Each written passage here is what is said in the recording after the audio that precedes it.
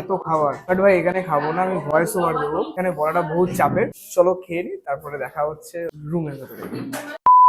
আজকে তোমাদেরকে দীঘার বুকে এমন একটা হোটেলের সন্ধান দিতে চলেছি যেখানে কিনা তোমরা পেয়ে যাচ্ছ মাত্র 450 টাকাতে থাকা খাওয়া সমেত এইরকম একটা ঘর। আর এই হোটেলটা থাকছে কিন্তু দীঘার জগন্নাথ মন্দিরের ঠিক কাছে। তারপরে আমরা সকাল সকাল চলে গেলাম রিসেপশনের ভেতরে চেক ইন করতে। আর চেক ইন করার পর খানিকক্ষণের মধ্যে চলে আসলো আমাদের সামনে কিন্তু এরকম গরম গরম পুরি আর এরকম ডালের তরকারি। আর এই পুরিটা বাদে ডালের সবজিটা কিন্তু থাকছে আনলিমিটেড। হ্যাঁ ঠিকই শুনছো, মানে যে যতটুকু চাইবে ততটুকু খেতে পারবে এখানে। ওভারঅল ঠিকঠাকই ছিল।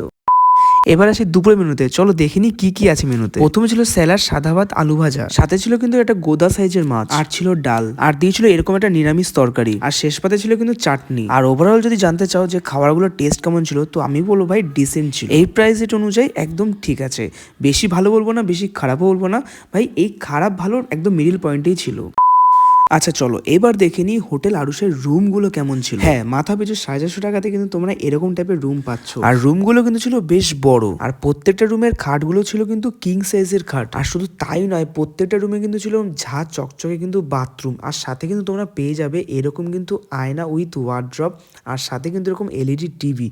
মানে কি বলবো ভাই, 450 টাকাতে এত কিছু দিচ্ছে কি করে, আমি তো এটাই খালি ভাবছি। ও আর একটা জিনিস, সাথে কিন্তু তোমরা কিন্তু পাচ্ছ এরকম এসি, আর ল্যান্ডলাইনে কিন্তু সুবিধাও পেয়ে যাচ্ছ। আর খাটগুলো কিন্তু অসাধারণ নরম ছিল, মানে কোনো হার্ডই কিন্তু ছিল না। আর একটা বিষয়, এটা কিন্তু কাপেল ফ্রেন্ডলি হোটেল। কিন্তু হ্যাঁ বলে রাখি, এখানে কিন্তু আসতে গেলে তোমাদের 18 বছর মানে 18+ হতে হবে। এই দেখেছো, এত কিছু ইনফরমেশন দিতে দিতে কিন্তু পুরো বেমালুম ভুলেই গেছিলাম যে তোমাদেরকে দেখাতে হবে রাত্রিবেলা কি দিয়েছে হোটেল আরুষ।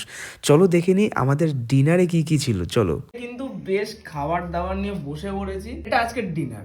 বেশি কিছু দেখাতে পারছি না, মানে মোটামুটি এই দিয়ে দেয়া হয়েছে ভাই, ভুলে গেছে খেতে দিতে। সত্যি বলতে ভাই এটা কিন্তু কোনো ইয়ার্কি ছিল না, মানে সেদিনকে লিটারেলি ওরা ভুলেই গেছিলো যে আমাদেরকে খেতে দিতে হবে। অ্যাকচুয়ালি আমরা খুব টায়ার্ড হয়ে পড়েছিলাম, যার জন্য ঘুমিয়ে পড়েছিলাম রুমের মধ্যে, খেতে যেতেই পারিনি। মানে তখন আমাদেরকে খাবার এসেছিলো কটা বাজে, 10টার সময়।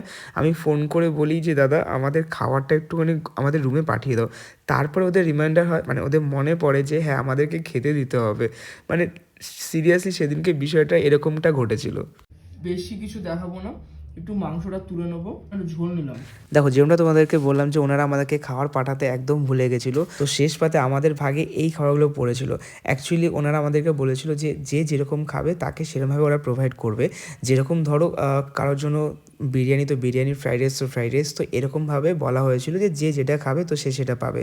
তো বাই চান্স আমাদের জন্য আমাদের ভাগে এই খাবারগুলো জুটেছিল। তো এর ভাই কি রিভিউ দেবো, বাট ঠিক ছিল, ঠিকঠাক। শেষ রাতে ভাই ওরকম খাবার, ওকে চলো।